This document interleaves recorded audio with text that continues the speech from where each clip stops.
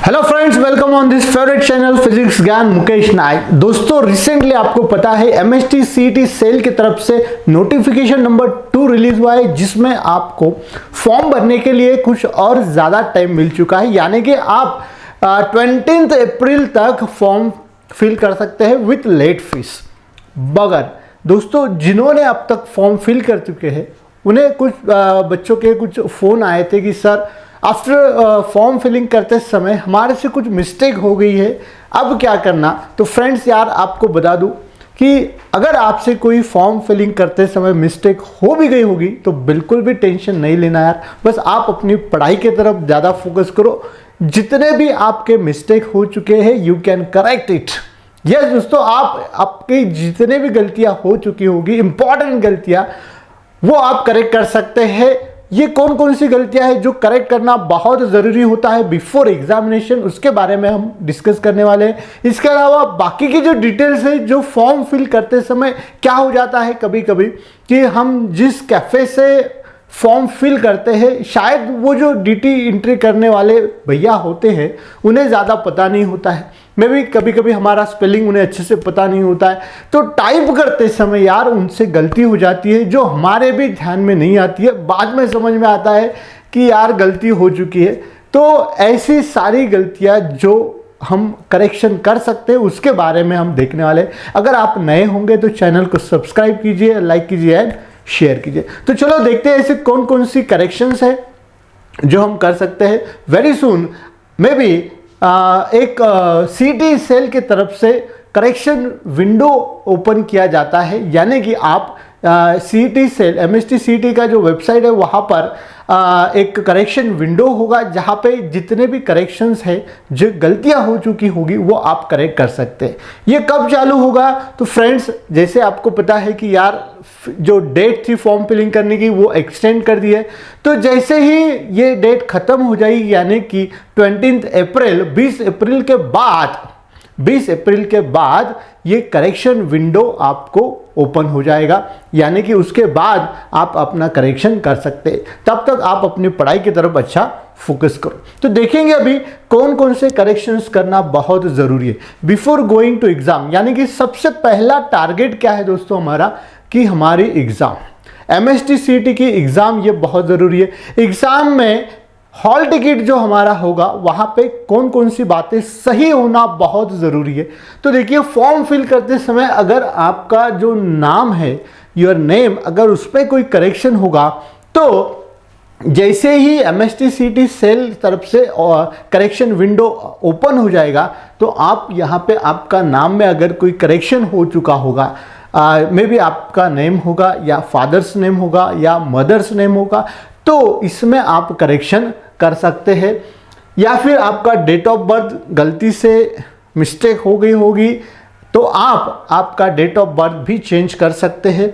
उसके बाद में सिग्नेचर एंड फोटो, क्या हो जाता है कि जब आप आपका फोटो या सिग्नेचर स्कैन करके फिर अपलोड करते हो तो क्लियरली वो वहाँ पे नहीं आया होगा, तो आप उसमें करेक्शन कर सकते हैं। अगेन आप आपका सिग्नेचर या फिर आपका फोटो अपलोड कर सकते हैं।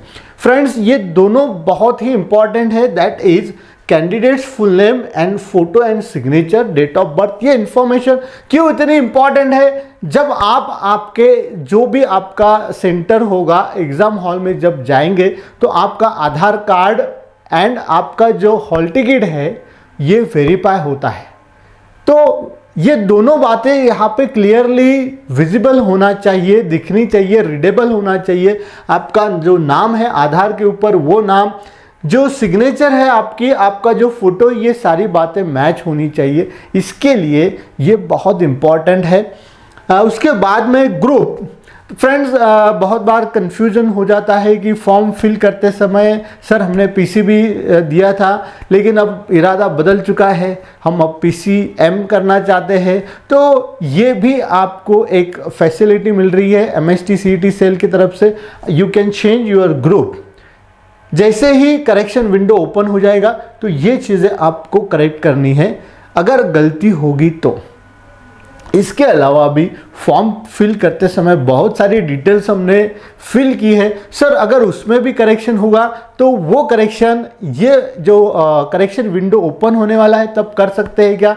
तो फ्रेंड्स देखिए यार, एक बात आपको बता दूं कि अभी फर्स्ट टारगेट है हमारा एग्ज़ाम का, तो एग्ज़ाम के लिए जितना इंपॉर्टेंट करेक्शन है वो यहाँ पे आपके सामने है। ये करेक्शन बहुत ज़रूरी, इसके बाद के जो करेक्शंस हो गए, ठीक है ना, जैसे कि किसी का EWS का होता है, क्वालिफिकेशन हो जाता है, कैटेगरी का अगर किसी का गलत हो जाता है, किसी का एड्रेस गलत हो जाता है, तो ये सारी डिटेल्स भी आप करेक्ट कर सकते हैं, लेकिन वो अब नहीं हो सकती है। वो जब हम कैप राउंड का फॉर्म फिलअप करते हैं तब ये सारी डिटेल्स हमें करना होती है, क्योंकि इन सभी चीज़ों की ज़रूरत हमें तब ज़्यादा पड़ने वाली है। एग्ज़ाम के टाइम अगर आपका एड्रेस गलत हो चुका है, EWS ऑप्शन आपने येस नो किया है, या फिर आपका सिटी प्रेफरेंस हो, या पासवर्ड जो फॉर्म फिल करते समय अगर आपको याद नहीं है, तो ये सारी बातें बाद में बहुत काम में, अभी एग्ज़ाम के पहले ही इनका इतना रोल नहीं है।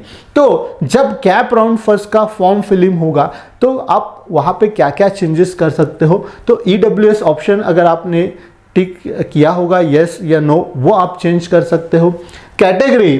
कैटेगरी का कॉलम में अगर आपसे गलती से ओपन में है, OBC में है, कन्फ्यूजन था लेकिन फॉर्म फिल करते समय कर दिया है, तो इसमें भी आप चेंज कर सकते हो। उसके बाद में इनकम डिटेल्स, गलती से हम इनकम डिटेल्स डाल देते हैं, बाद में इनकम सर्टिफिकेट पे देखते हैं कि यार 80,000 था 90,000 लिख दिया है ना, तो ये भी आप करेक्शन फॉर्म कब कर सकते हैं, जब कैप राउंड का आप फॉर्म फिलिंग करेंगे तब ये करेक्शन कर सकते हैं। एजुकेशन क्वालिफिकेशन जिन्होंने जो समझो रिपीट कर रहे हैं उनके लिए क्या करना है, अपीयर लिखना है या अपीयर्ड करना है, तो ये कन्फ्यूजन हो जाता है, तो ये भी आप यहाँ पे करेक्शन कर लेंगे। एड्रेस का अगर गलत हो चुका होगा तो you can make address. Pin code अगर आपका गलत हो चुका होगा तो भी आप जब कैप राउंड का फॉर्म फिल करेंगे तब ये सारे चेंजेस कर सकते हैं। आप अपना ईमेल भी चेंज कर सकते हैं।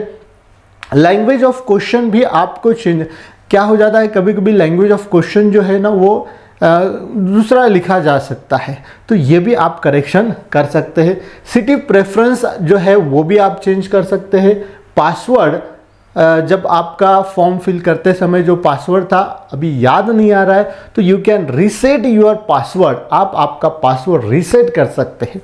तो फ्रेंड्स देखिए, एक ऑप्शन दिया गया है हमें कि अगर फॉर्म फिल करते समय थोड़ी बहुत मिस्टेक हो भी गई होगी तो एक चांस होता है हम यहाँ पे ये सारे करेक्शंस कर सकते हैं। तो बिल्कुल भी टेंशन नहीं लेना दोस्तों, बस अपनी पढ़ाई की तरफ ध्यान रखो, so that you can achieve your target. जो भी आपका COP, PICT या फिर VJIT जो भी सपना है वो आपको मिल सके, तो फोकस करना है आपका अपनी पढ़ाई की तरफ। तो होप यह वीडियो आपको बहुत अच्छा लगा होगा। तो चलो मिलते हैं अगले ऐसे इंटरेस्टिंग वीडियो में, तब तक के लिए thank you for watching this video.